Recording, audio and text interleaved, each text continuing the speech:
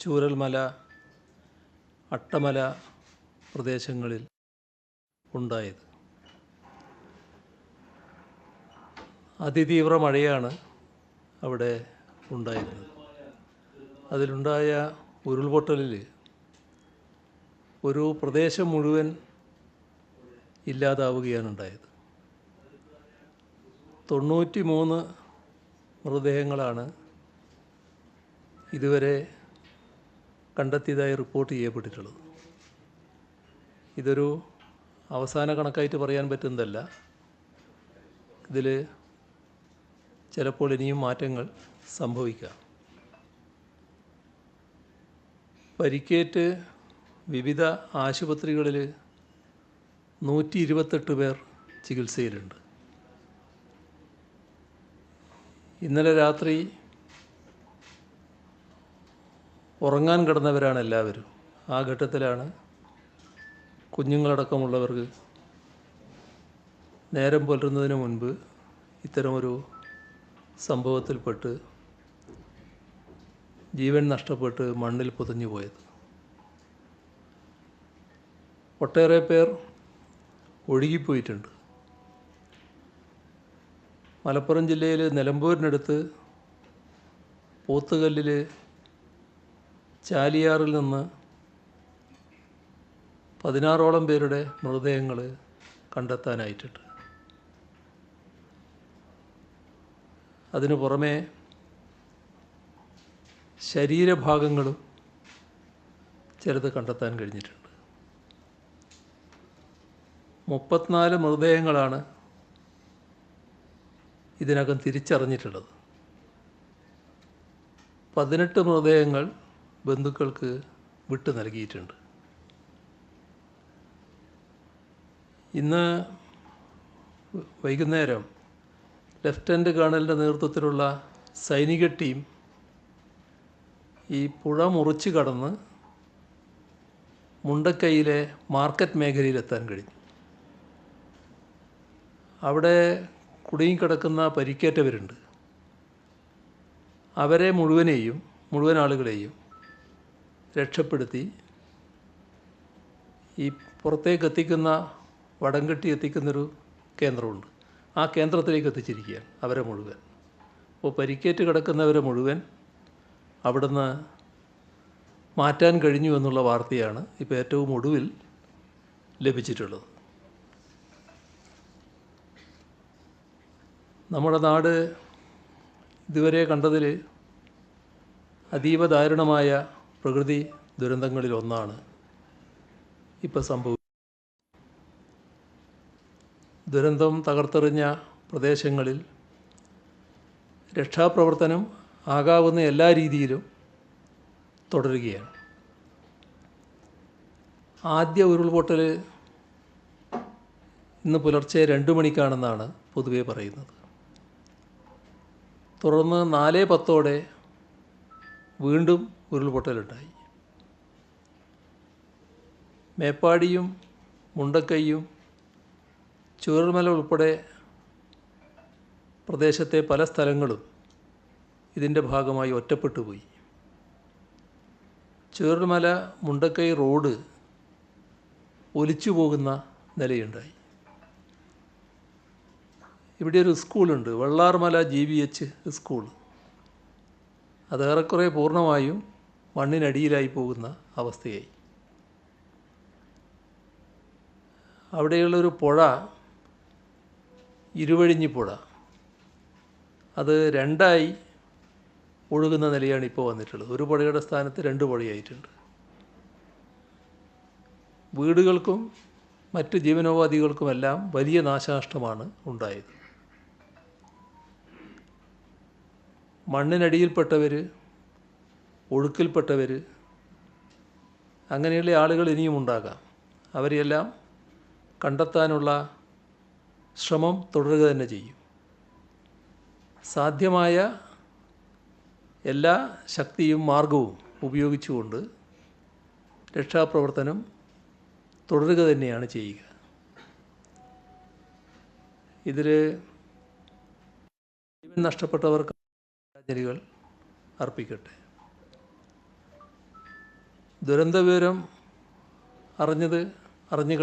അറിഞ്ഞപ്പോൾ പ്രധാനമന്ത്രി നരേന്ദ്രമോദി, ലോക്സഭയിലെ പ്രതിപക്ഷ നേതാവ് രാഹുൽ ഗാന്ധി, ആഭ്യന്തരമന്ത്രി അമിത്ഷാ, തമിഴ്നാട് മുഖ്യമന്ത്രി MK Stalin, Bengal governor CB Ananda Bose ഇവരെല്ലാം നേരിട്ട് വിളിച്ച് കാര്യങ്ങൾ അന്വേഷിക്കുകയും ഏതെല്ലാം രീതിയിൽ സഹായം ചെയ്യേണ്ടതുണ്ടോ അതിനെല്ലാം തയ്യാറാണ് എന്ന് വാഗ്ദത്തം നൽകുകയും ചെയ്തിട്ടുണ്ട്.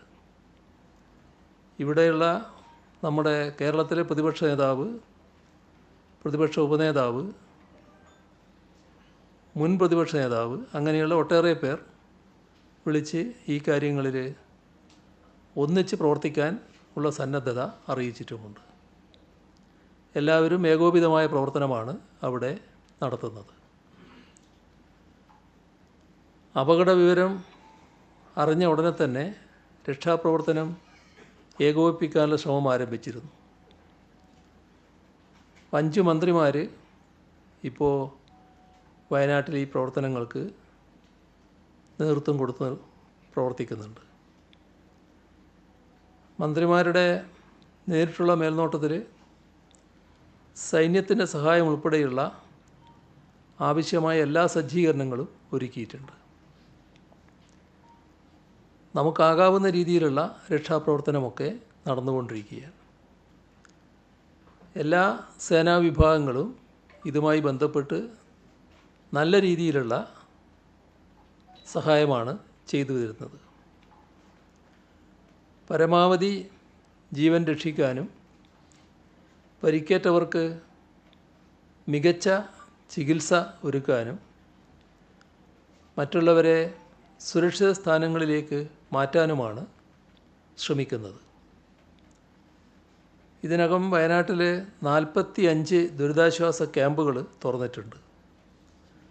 3069 ആളുകളെ ക്യാമ്പുകളിലേക്ക് മാറ്റി പാർപ്പിച്ചിട്ടുണ്ട്.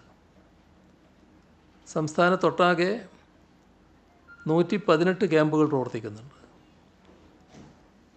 സംസ്ഥാനത്താകെ എടുത്താൽ 5531 ആളുകളെ ക്യാമ്പുകളിൽ താമസിപ്പിച്ചിട്ടുണ്ട്. ഫയർഫോഴ്സ്, NDRF, പോലീസ് തുടങ്ങിയ വിവിധ സേനകൾ യോജിച്ചിവിടെ പ്രവർത്തിക്കുകയാണ്. സൈനിക വിഭാഗങ്ങളുടെ സഹായവും അടിയന്തര പ്രാധാന്യത്തോടെ ലഭ്യമാക്കിയിട്ടുണ്ട്. കരസേനയുടെയും നാവികസേനയുടെയും വിവിധ വിഭാഗങ്ങൾ രക്ഷാപ്രവർത്തനത്തിനെത്തുന്നുണ്ട്. ഫയർഫോഴ്സിൽ നിന്നും 329 അംഗങ്ങളെ വിവിധ ജില്ലകളിൽ നിന്നായി വയനാട്ടിലേക്ക് നിയോഗിച്ചിട്ടുണ്ട്.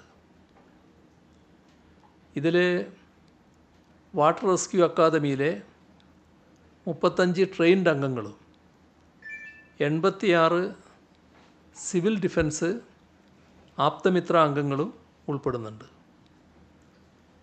NDRFൻ്റെ 60 അംഗ ടീമിൽ ഇതിനകം തന്നെ അവർ വയനാട്ടിലെത്തിയിട്ടുണ്ട്. കൂടാതെ ബാംഗ്ലൂരിൽ നിന്നുള്ള സംഘം വയനാട്ടിലേക്ക് പുറപ്പെട്ടു. DSCയുടെ 64 പേരടങ്ങുന്ന ടീം വയനാട് എത്തിയിട്ടുണ്ട്. 89 പേരുടെ ടീം പുറപ്പെട്ടിട്ടുമുണ്ട്. മറ്റൊരു DSC ടീം കണ്ണൂരിൽ സജ്ജമാണ്. സുലൂരിൽ നിന്ന് വയനാട്ടിലേക്ക് പുറപ്പെട്ട എയർഫോഴ്സിൻ്റെ 2 ചോപ്പറുകൾ പ്രതികൂല കാലാവസ്ഥയെ തുടർന്ന് കോഴിക്കോട് നിൽക്കുകയാണ്. ഇപ്പോൾ വൈകുന്നേരം മഴ കുറച്ച് മാറിയപ്പോൾ ഈ അവസ്ഥയിൽ വീണ്ടും ആ ശ്രമം തുടരാൻ പറ്റുമെന്നുള്ളത് ഒന്നുകൂടി അവരുമായി ബന്ധപ്പെടുന്നുമുണ്ട്. ഇതുകൂടാതെ നേവിയുടെ റിവർ ക്രോസിംഗ് ടീമിനായും ETF ആർമിയുടെ ഒരു ടീമിനായും ഇന്ത്യൻ കോസ്റ്റ് ഗാർഡ് ടീമിനായും റിക്വസ്റ്റ് നൽകിയിട്ടുമുണ്ട്. കൂടാതെ വിവിധ ജില്ലകളിൽ നിന്നുള്ള 30 പേരടങ്ങുന്ന NDRF ടീമുകളെ ഇടുക്കി, പത്തനംതിട്ട, ആലപ്പുഴ, എറണാകുളം, കോഴിക്കോട്, മലപ്പുറം ജില്ലകളിലേക്കും നിയോഗിച്ചിട്ടുണ്ട്. ആരക്കോണത്ത് നിന്നുള്ള സംഘം പാലക്കാട്ടേക്ക് പുറപ്പെട്ടിട്ടുമുണ്ട്. രക്ഷാപ്രവർത്തനത്തിന് നേതൃത്വം നൽകുന്നതിന് ഉത്തരമേഖല IG, DIG എന്നിവർ ദുരന്ത മേഖലയിൽ എത്തിയിട്ടുണ്ട്. പ്രവർത്തനങ്ങൾ ഏകോപിപ്പിക്കുന്നതിന് ചുമതലപ്പെടുത്തിയ ക്രമസമാധാന വിഭാഗം ADGPയും വയനാട് കേന്ദ്രീകരിച്ച് പ്രവർത്തിക്കും. പോലീസിൻ്റെ പ്രവർത്തനങ്ങൾ ഏകോപിപ്പിക്കുന്നതിനും തിരച്ചിൽ സംഘങ്ങൾക്ക് ആവശ്യമായ നിർദ്ദേശങ്ങൾ നൽകുന്നതിനുമായി തിരുവനന്തപുരത്ത് പോലീസ് ആസ്ഥാനത്ത് പ്രത്യേക കൺട്രോൾ റൂം പ്രവർത്തനം ആരംഭിച്ചു. സംസ്ഥാന പോലീസ് മേധാവിയുടെ നേരിട്ടുള്ള നിയന്ത്രണത്തിലാണ് ഇത് പ്രവർത്തിക്കുന്നത്. പോലീസ് ആസ്ഥാനത്തെ കൺട്രോൾ റൂമിൽ ലഭിക്കുന്ന വിവരങ്ങൾ അപ്പോൾ ദുരിതബാധിത പ്രദേശത്തെ തിരച്ചിൽ സംഘങ്ങൾക്ക് കൈമാറുന്നതിനാവശ്യമായ നടപടികൾ സ്വീകരിച്ചിട്ടുണ്ട്. ലോക്കൽ പോലീസ് മാത്രമല്ല, കേരള ആംഡ് പോലീസ് ബറ്റാലിയനുകൾ, rapid response rescue force, special operation group ഇവയിൽ നിന്നെല്ലാമുള്ള പോലീസ് ഉദ്യോഗസ്ഥർ രക്ഷാപ്രവർത്തനങ്ങളിൽ പങ്കെടുക്കുന്നുണ്ട്. ഇതുകൂടാതെ KAP 5ാം ബറ്റാലിയനിലെ ഹൈ ആൾട്ടിറ്റ്യൂഡ് ട്രെയിനിങ് സെൻറ്ററിൽ നിന്നുള്ള വിദഗ്ധ പരിശീലനം ലഭിച്ച പോലീസ് ഉദ്യോഗസ്ഥരും രക്ഷാപ്രവർത്തനത്തിൽ പങ്കാളികളാകും. വിവിധ ജില്ലകളിൽ നിന്ന് പോലീസിൻ്റെ ഡ്രോൺ സംഘങ്ങളെയും വയനാട്ടിലേക്ക് നിയോഗിച്ചിട്ടുണ്ട്. മണ്ണിനടിയിലുള്ള മൃതദേഹങ്ങൾ കണ്ടെത്തുന്നതിൽ പ്രത്യേക പരിശീലനം ലഭിച്ച 2 പോലീസ് നായ്ക്കളെയും തെരച്ചിലിനായി ഉപയോഗിക്കുന്നുണ്ട്. സൈന്യത്തിൻ്റെ പരിശീലനം ലഭിച്ച നായ്ക്കളെ ലഭ്യമാക്കാനും അഭ്യർത്ഥിച്ചിട്ടുണ്ട്. അവശിഷ്ടങ്ങൾ നീക്കം ചെയ്യുന്നതിനും മറ്റുമുള്ള യന്ത്രസാമഗ്രികളുമായി ബാംഗ്ലൂരിൽ നിന്നെത്തുന്ന കരസേനാ വിഭാഗങ്ങൾക്ക് തടസ്സം കൂടാതെ എത്തിച്ചേരുന്നതിനായി ട്രാഫിക് ക്രമീകരണങ്ങൾ ഏർപ്പെടുത്തിയിട്ടുമുണ്ട്. പരിക്കേറ്റവരെ എത്രയും വേഗം ആശുപത്രിയിൽ എത്തിക്കുന്നതിനുള്ള എല്ലാ സജ്ജീകരണങ്ങളും നേരത്തെ തന്നെ ഒരുക്കിയിരുന്നു. വേഗത്തിൽ തന്നെ മരണപ്പെട്ടവരുടെ മറ്റ് നടപടിക്രമങ്ങൾ പൂർത്തിയാക്കി പോസ്റ്റ്മോർട്ടം നടപടികൾ വേഗത്തിലാക്കാൻ വയനാട്ടിലുള്ള ഫോറൻസിക് സംഘത്തെ കൂടാതെ കോഴിക്കോട് നിന്നുള്ള ഫോറൻസിക് ഡോക്ടർമാരുടെ പ്രത്യേക സംഘത്തെ കൂടി നിയോഗിച്ചിട്ടുണ്ട്. തിരിച്ചറിയാനാകാത്ത മൃതദേഹങ്ങളുണ്ട്. ആ മൃതദേഹങ്ങളുടെ ജനിതക പരിശോധനകൾ നടത്തുന്നതാണ്. ദുരിതാശ്വാസ ക്യാമ്പുകൾ പ്രവർത്തിക്കുന്ന ഇടങ്ങളിലും ദുരിത മേഖലകളിലും ഭക്ഷണവും മറ്റവശ്യ വസ്തുക്കളും എത്തിക്കുന്നതിന് വേണ്ട നടപടികളും സ്വീകരിച്ചിട്ടുണ്ട്. അതിനുവേണ്ട ഇടപെടലുകൾ പൊതുവിതരണ വകുപ്പും സപ്ലൈകോയും നടത്തി വരുന്നുണ്ട്. റേഷൻ കടകളിലും സപ്ലൈകോ വിൽപ്പനശാലകളിലും ഭക്ഷ്യധാന്യങ്ങളുടെയും അവശ്യവസ്തുക്കളുടെയും ലഭ്യത ഉറപ്പുവരുത്തുന്നതിന് നിർദ്ദേശം നൽകിയിട്ടുണ്ട്. ദുരന്ത മേഖലയിലേക്ക് 20,000 ലിറ്റർ കുടിവെള്ളവുമായി ജലവിഭവ വകുപ്പിൻ്റെ 2 വാഹനങ്ങൾ വയനാട്ടിലേക്ക് പുറപ്പെട്ടിട്ടുണ്ട്. വയനാട്ടിൽ പ്രാദേശികമായി ആരോഗ്യവകുപ്പിൻ്റെ പ്രവർത്തനങ്ങൾ ഏകോപിപ്പിക്കുന്നതിനായി NHM സ്റ്റേറ്റ് മിഷൻ ഡയറക്ടറെ രാവിലെ തന്നെ നിയോഗിച്ചിട്ടുണ്ട്. താൽക്കാലിക ആശുപത്രികൾ സജ്ജമാക്കി വരുന്നു. ചൂരൽമലയിൽ മദ്രസയിലും പള്ളിയിലും താൽക്കാലിക ക്ലിനിക്കും പോളിടെക്നിക്കിൽ താൽക്കാലിക ആശുപത്രിയും സജ്ജമാക്കിയിട്ടുണ്ട്. ആശുപത്രികളിൽ അധിക സൗകര്യങ്ങൾ ഒരുക്കിയിട്ടുണ്ട്.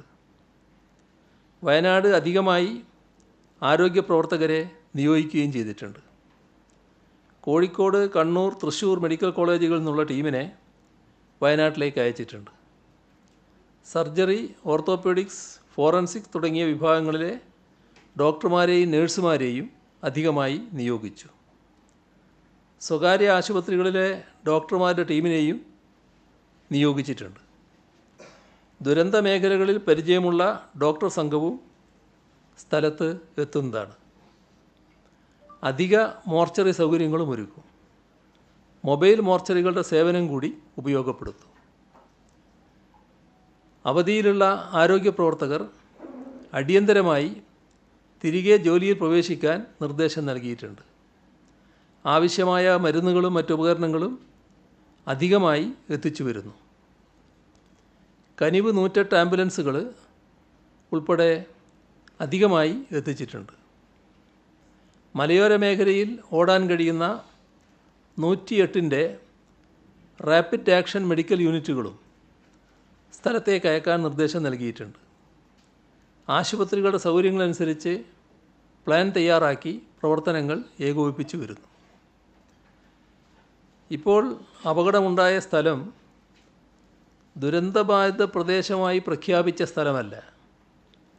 എന്നാൽ ഉരുൾപൊട്ടലിൻ്റെ പ്രഭവ കേന്ദ്രമായി അറിയപ്പെടുന്ന മുണ്ടക്കൈ എന്ന സ്ഥലം തീവ്ര ദുരന്ത സാധ്യതാ പ്രദേശത്താണ്. ഒഴുകിവന്ന മണ്ണും ഉരുളും പാറകളും ഉരുൾപൊട്ടൽ ദുരന്ത സാധ്യതയില്ലാത്ത ചൂരൽമല അങ്ങാടി എന്ന പ്രദേശത്താണ് വന്നടിഞ്ഞിട്ടുള്ളത്. അത് പ്രഭവ കേന്ദ്രത്തിൻ്റെ 6 കിലോമീറ്റർ അകലെയാണ്. ഈ പ്രദേശം നിരപ്പായ പുഴയുടെ തീരവും വർഷങ്ങളായി ജനവാസമുള്ള മേഖലയുമാണ്. എന്നാൽ ഉരുൾപൊട്ടലിൻ്റെ പ്രഭവ കേന്ദ്രം മനുഷ്യവാസമുള്ള പ്രദേശമല്ല. മഴ കനത്തതിനാൽ ആളുകളെ മാറ്റിപ്പാർപ്പിച്ചിരുന്നു.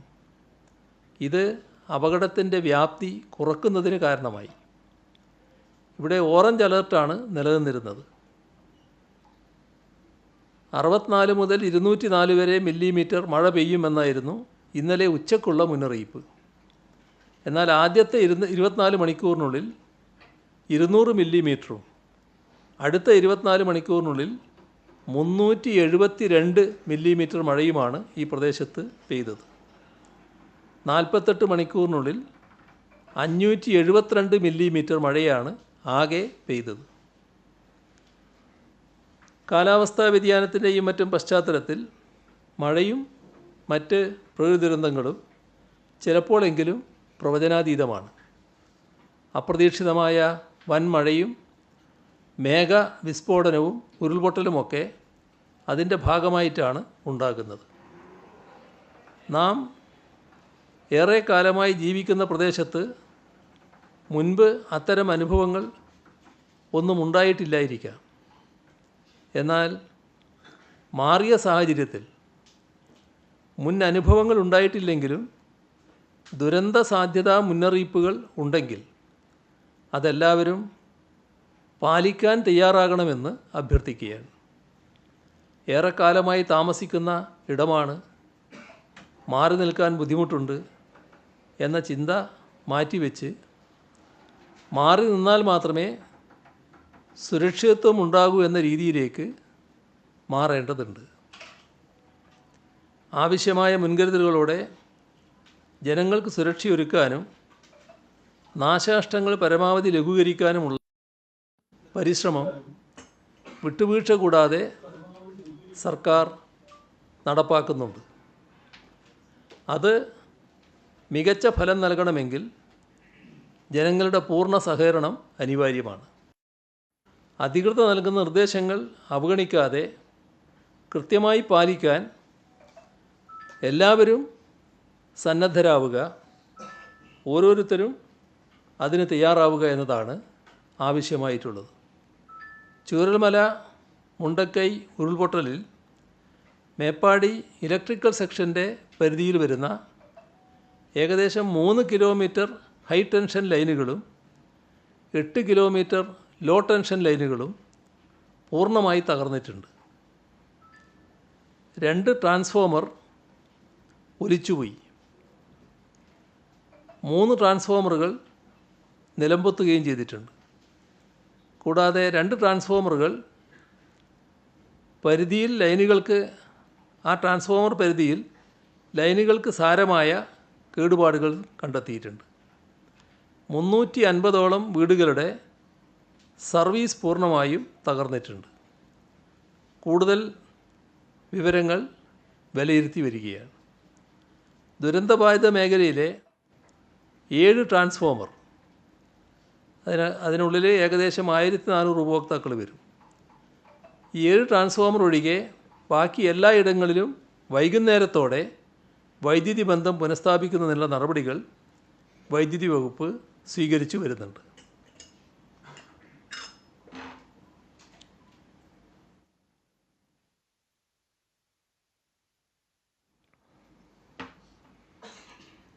ദുരന്ത സാധ്യതാ പ്രദേശങ്ങളിൽ നിന്നും ആളുകളെ ക്യാമ്പുകളിലേക്ക് മാറ്റാൻ ദുരന്ത നിവാരണ അതോറിറ്റിയുമായി ചേർന്ന് തദ്ദേശഭരണ സ്ഥാപനങ്ങൾ പ്രവർത്തിക്കുകയാണ്.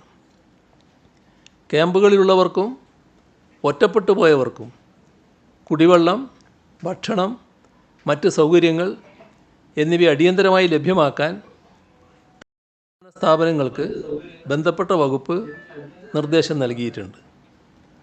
മാലിന്യം, ചെളി, മറ്റ് വസ്തുക്കൾ എന്നിവ നീക്കം ചെയ്യുന്നതിനും മലിനജലം കലർന്ന കിണറുകൾ വൃത്തിയാക്കിയെടുക്കുന്നതിനും റോഡുകളിലെ തടസ്സങ്ങൾ നീക്കുന്നതിനും ഉൾപ്പെടെയുള്ള നടപടികൾ തദ്ദേശഭരണ സ്ഥാപനങ്ങൾ നല്ല രീതിയിൽ സ്വീകരിക്കുന്നുണ്ട്. അതിൽ പ്രത്യേക ശ്രദ്ധ പുലർത്തേണ്ടതാണ്. ഈ ദുരന്തത്തിൻ്റെ ആഘാതത്തിൽ സംസ്ഥാനമാകെ വിറങ്ങലിച്ച് നിൽക്കുമ്പോൾ മാധ്യമങ്ങളുടെ ഇടപെടലുകൾ പ്രത്യേകം എടുത്തു പറയേണ്ടതായിട്ടുണ്ട്. വളരെ അവധാനതയോടുകൂടി ഭീതി പടർത്താതെ വിവരങ്ങൾ ജനങ്ങളിലേക്കും മറ്റ് ബന്ധപ്പെട്ടവരിലേക്കും എത്തിക്കുന്നതിൽ എല്ലാ മാധ്യമങ്ങളും ഒരുപോലെയാണ് പ്രവർത്തിച്ചത്. കേരളമൊട്ടാകെ ദുരിതബാധിതർക്കൊപ്പം നിൽക്കേണ്ട ഈ വേളയിൽ മാധ്യമങ്ങൾ അത്തരത്തിലൊരു സമീപനം സ്വീകരിച്ചത് നല്ല രീതി. അതോടൊപ്പം ദുരന്ത മേഖലയിൽ നിന്നും റിപ്പോർട്ട് ചെയ്യുന്ന മാധ്യമപ്രവർത്തകർ സ്വന്തം സുരക്ഷ മുൻനിർത്തി ജാഗ്രത പുലർത്തേണ്ടതുണ്ട് എന്നും അഭ്യർത്ഥിക്കുകയാണ്. രക്ഷാപ്രവർത്തകർക്ക് ബുദ്ധിമുട്ടുണ്ടാകാത്ത തരത്തിൽ നിങ്ങളുടെ ജോലി നിർവഹിക്കണം എന്ന കാര്യം കൂടി ഓർമ്മപ്പെടുത്തട്ടെ. വിവരമറിഞ്ഞ് ഒട്ടേറെ ആളുകൾ വയനാട്ടിലേക്ക് തിരിക്കുന്നുണ്ട്. അത് നമ്മുടെ നാടിൻ്റെ ഒരു പ്രത്യേക രീതിയുമാണ്. പക്ഷെ അനാവശ്യമായ അത്തരം സന്ദർശനങ്ങൾ ഒഴിവാക്കുന്നത് ഈ ഘട്ടത്തിൽ ഗുണം ചെയ്യും. പറഞ്ഞറിയിക്കാൻ ആവാത്ത അത്രയും തീവ്രമായ ഒരു ദുരന്തമുഖത്താണ് നാടുള്ളത്. നാടാകെ രക്ഷാപ്രവർത്തനത്തിലാണ്. ഈ സമയത്ത് രക്ഷാപ്രവർത്തനത്തിനാണ് പ്രാമുഖ്യം. രക്ഷാപ്രവർത്തനത്തിൽ പങ്കെടുക്കേണ്ട, അതിൻ്റെ അകത്ത് പങ്കാളിത്തം വഹിക്കേണ്ട ആളുകളാണ് അവിടെ എത്തിപ്പെടേണ്ടത്. അല്ലാത്തവർ ആ രക്ഷാപ്രവർത്തനത്തിന് തടസ്സമുണ്ടാക്കുന്ന വിധം ദുരന്ത മേഖലയിൽ കാഴ്ചക്കാരായി നിൽക്കുന്ന പ്രവണത ഒഴിവാക്കുന്നതാണ് പൊതുവെ നന്നാവുക. ആരോഗ്യവകുപ്പ്, പോലീസ്, റവന്യൂ വകുപ്പ്, താലൂക്ക് തല, IRS, ഇൻഫർമേഷൻ പബ്ലിക് റിലേഷൻസ് വകുപ്പ്, വനം വകുപ്പ് ഇവയുടെയെല്ലാം നേതൃത്വത്തിൽ കൺട്രോൾ റൂമുകൾ ആരംഭിച്ചിട്ടുണ്ട്. കനത്ത മഴയുടെ സാഹചര്യത്തിൽ അവശ്യ സർവീസുകളിൽപ്പെട്ട സർക്കാർ ജീവനക്കാരെ സജ്ജരാക്കി നിർത്താൻ തീരുമാനിച്ചു. Police, fire and rescue, revenue, ആരോഗ്യം, തദ്ദേശഭരണ സ്ഥാപനങ്ങൾ തുടങ്ങിയ വകുപ്പുകളിലെ ജീവനക്കാരുടെ ദീർഘകാല അവധി ഒഴികെയുള്ളവ റദ്ദാക്കും. തിരികെ ജോലിയിൽ പ്രവേശിപ്പിച്ച് ദുരന്ത സാഹചര്യങ്ങളെ നേരിടാൻ ഇവരെ സജ്ജരാക്കണമെന്നാവശ്യപ്പെട്ട് വകുപ്പ് മേധാവികൾക്കും ജില്ലാ കളക്ടർമാർക്കും നിർദ്ദേശം നൽകിയിട്ടുണ്ട്. സംസ്ഥാനത്ത് മഴ ശമിച്ചിട്ടില്ല. അതിതീവ്ര മഴയ്ക്ക് സാധ്യതയുള്ളതിനാൽ ഇടുക്കി, തൃശ്ശൂർ, പാലക്കാട്, മലപ്പുറം, കോഴിക്കോട്, വയനാട്, കണ്ണൂർ, കാസർഗോഡ് ജില്ലകളിൽ കേന്ദ്ര കാലാവസ്ഥാ വകുപ്പ് ഇന്ന് റെഡ് അലേർട്ട് പ്രഖ്യാപിച്ചിട്ടുണ്ട്. ഒറ്റപ്പെട്ട ഇടങ്ങളിൽ അതിതീവ്രമായ മഴയ്ക്കുള്ള സാധ്യതയാണ് പ്രവചിച്ചിരിക്കുന്നത്. പത്തനംതിട്ട, ആലപ്പുഴ, കോട്ടയം, എറണാകുളം ജില്ലകളിൽ ഇന്ന് ഓറഞ്ച് അലേർട്ടും തിരുവനന്തപുരം, കൊല്ലം ജില്ലകളിൽ മഞ്ഞ അലേർട്ടും പ്രഖ്യാപിച്ചിട്ടുണ്ട്. വടക്കൻ കേരള തീരം മുതൽ തെക്കൻ ഗുജറാത്ത് തീരം വരെ ന്യൂനമർദ്ദ പാത്തി സ്ഥിതി ചെയ്യുകയാണ്. അതോടൊപ്പം പടിഞ്ഞാറൻ, വടക്ക് പടിഞ്ഞാറൻ കാറ്റ് അടുത്ത 2-3 ദിവസം ശക്തമായി തുടരാൻ സാധ്യതയുമുണ്ട്. ഇതിൻ്റെ ഫലമായി കേരളത്തിൽ അടുത്ത 5 ദിവസം മഴ തുടരും. ആവശ്യമായ മുൻകരുതലുകൾ സ്വീകരിക്കണം. മുന്നറിയിപ്പുകളനുസരിച്ച് നിയന്ത്രണം പാലിക്കാൻ എല്ലാവരും തയ്യാറാവുകയും വേണം. ദുരന്തബാധിതരെ സഹായിക്കുന്നതിനും ദുരിതാശ്വാസ പ്രവർത്തനങ്ങൾക്കുമായി സംസ്ഥാന സർക്കാർ എല്ലാവിധ നടപടികളും സ്വീകരിച്ചു വരികയാണ്. ഉറ്റവരെയും ഉടയവരെയും നഷ്ടപ്പെട്ടവർക്ക് മറ്റെന്ത് പകരം നൽകിയാലും അത് മതിയാകില്ല എന്ന് നമുക്കെല്ലാവർക്കും അറിയാം. എങ്കിലും ദുരിതത്തിൽ സർവ്വതും നഷ്ടപ്പെട്ടവരെ കൈപിടിച്ചുയർത്തേണ്ടതുണ്ട്. 2018 പ്രളയമുണ്ടായപ്പോൾ കേരളമൊട്ടാകെ ഒറ്റക്കെട്ടായി ദുരന്തബാധിതരെ സഹായിക്കാൻ തയ്യാറായി. ലോകത്തിൻ്റെ നാനാഭാഗങ്ങളിൽ നിന്നും സഹായഹസ്തം ആ ഘട്ടത്തിൽ നീണ്ടതും ഓർക്കുകയാണ്. അതുപോലെ തന്നെ വയനാട്ടിൽ ഇപ്പോൾ ഉണ്ടായ ഉരുൾപൊട്ടലിൽ ദുരിതമനുഭവിക്കുന്നവരെ എല്ലാവിധത്തിലും സഹായിക്കാൻ നാം ഒരുമിച്ചിറങ്ങേണ്ട സാഹചര്യമാണ്. പല വിധത്തിൽ സഹായങ്ങൾ പ്രഖ്യാപിച്ച് ഇതിനോടകം പലരും മുന്നോട്ട് വന്നിട്ടുണ്ട്. അതൊന്നും മതിയാകില്ല എന്നതും ഈ ഘട്ടത്തിൽ ഓർമ്മിപ്പിക്കുകയാണ്. കൂടുതൽ സഹായങ്ങളുണ്ടെങ്കിൽ മാത്രമേ എല്ലാ തരത്തിലും നമുക്ക് ആ നാടിനെ പുനർനിർമ്മിച്ചെടുക്കാൻ കഴിയുകയുള്ളൂ. മുഖ്യമന്ത്രിയുടെ ദുരിതാശ്വാസ നിധിയിലേക്ക് സംഭാവനകൾ നൽകി അവരെ സഹായിക്കാൻ പങ്കാളികളാകണമെന്ന് എല്ലാവരോടും ഈ ഘട്ടത്തിൽ അഭ്യർത്ഥിക്കുകയാണ്. CMDRFിലേക്ക് 50 ലക്ഷം രൂപ കേരള ബാങ്ക് ഈ കാര്യത്തിൽ ഇന്ന് തന്നെ നൽകിയിട്ടുണ്ട്. സിയാൽ 2 കോടി രൂപ വാഗ്ദാനം നൽകിയിട്ടുണ്ട്. തമിഴ്നാട് മുഖ്യമന്ത്രി MK സ്റ്റാലിൻ 5 കോടി രൂപ സഹായമായി നൽകുമെന്ന് അറിയിച്ചിട്ടുമുണ്ട്. വയനാട്ടിലുണ്ടായ ഈ ദുരന്തത്തിൻ്റെ പശ്ചാത്തലത്തിൽ സംസ്ഥാനത്ത് 2 ദിവസത്തെ ഔദ്യോഗിക ദുഃഖാചരണം പ്രഖ്യാപിച്ചിട്ടുണ്ട്.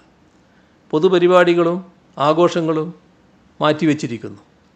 ദേശീയ പതാക താഴ്ത്തിക്കെട്ടി ദുഃഖാചരണത്തിൻ്റെ ഭാഗമാകണമെന്ന് അഭ്യർത്ഥിക്കുന്നു.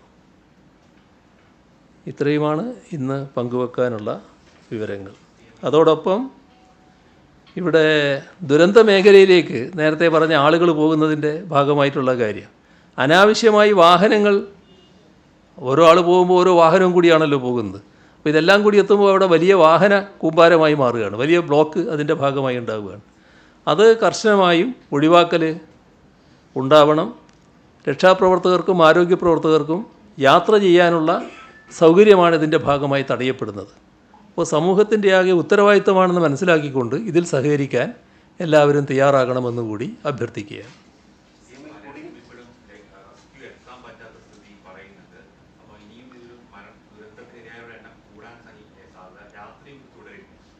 അല്ല, അതാണ് ഞാൻ പറഞ്ഞത്. നേരത്തെ നമുക്ക് എത്തിപ്പെടാൻ പറ്റാത്ത സ്ഥലമായിരുന്നു ഈ പറഞ്ഞ ഒരു പ്രത്യേക പ്രദേശം.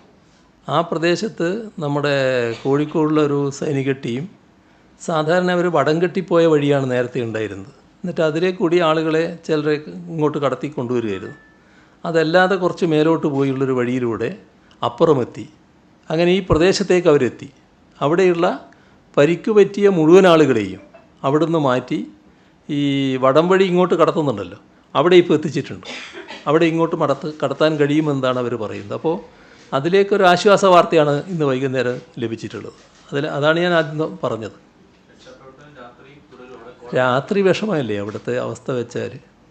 ഇപ്പം തന്നെ ഈ സമയമാകുമ്പോഴേക്ക് തന്നെ അവിടെ വല്ലാതെ ഇരുടായി. അതുകൊണ്ട് രാത്രി തുടരാൻ വിഷമമായിരിക്കും അവിടെ.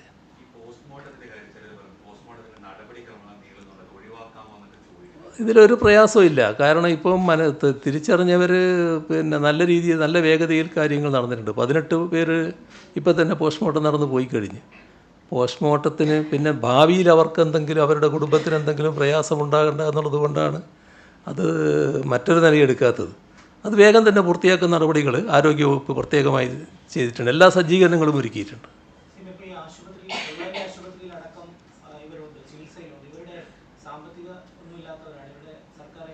അതൊക്കെ സാധാരണ നമ്മുടെ നാട്ടിൽ നടക്കുന്ന കാര്യമല്ലേ. അതൊക്കെ ഒരു ഇത്തരം ദുരന്തമുഖത്ത് ഒരു പ്രശ്നമായിട്ടൊരു കാലത്തും വന്നിട്ടില്ലല്ലോ.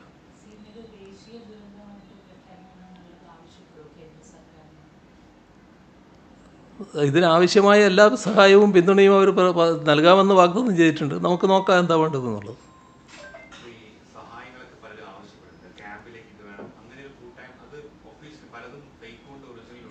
ഇതിൽ നല്ലത് എല്ലാം അവിടെ കലക്ടർ മുഖേന ചെയ്യുന്നതായിരിക്കും. ആരും പ്രത്യേകം എന്ന നിലക്ക് ചെയ്യുന്നതല്ല നല്ലത്.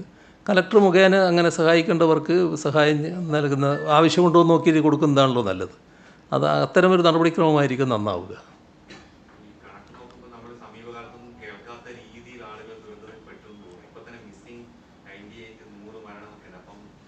ഒരു വല്ലാത്ത ദുരന്തമാണല്ലോ. ഒരു ശാന്തമായ സ്ഥലം, സമനിരപ്പായ സ്ഥലം, അവിടെ താമസിക്കുന്നൊരു ഗ്രാമം, അവിടെ ഈ കുന്നിൻ്റെ മുകളിൽ നിന്നാണല്ലോ ഇത് ലാൻഡ് സ്ലൈഡ് ആദ്യം ഉണ്ടാകുന്നത്.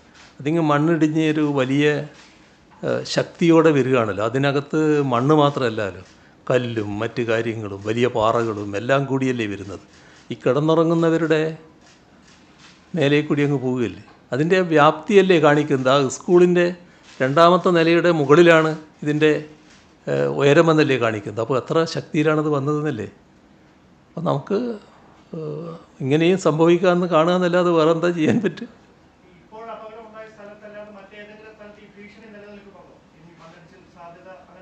അല്ല, അതാണല്ലോ നമ്മൾ ഈ ദുരന്ത സാധ്യത എന്ന് പറയുന്നത്. ദുരന്ത സാധ്യതയുള്ള സ്ഥലങ്ങളിൽ അതത് സ്ഥലത്ത് അറിയിപ്പുകൾ കൊടുക്കുകയും അവരെ മാറ്റിപ്പാർപ്പിക്കുകയൊക്കെ ചെയ്യുന്നുണ്ടല്ലോ. അതിവിടെയും നടന്നിട്ടുണ്ട്. ഇവിടെ തന്നെ കുറച്ചപ്പുറത്തായിട്ട് കോളനി 1-2 കോളനികൾ ഉണ്ടായിരുന്നു എന്ന് പറയുന്നുണ്ട്. അവരെ മാറ്റിപ്പാർപ്പിച്ചിരുന്നു എന്നാണ് പറയുന്നത്. അതുകൊണ്ടാണ് കുറേ ആളുകൾ ഒഴിവായി കിട്ടിയത്. പക്ഷേ ഇവിടെ അങ്ങനൊരു പ്രതീക്ഷ ആർക്കും ഇല്ല. അതാണ് സംഭവിക്കുന്നത്.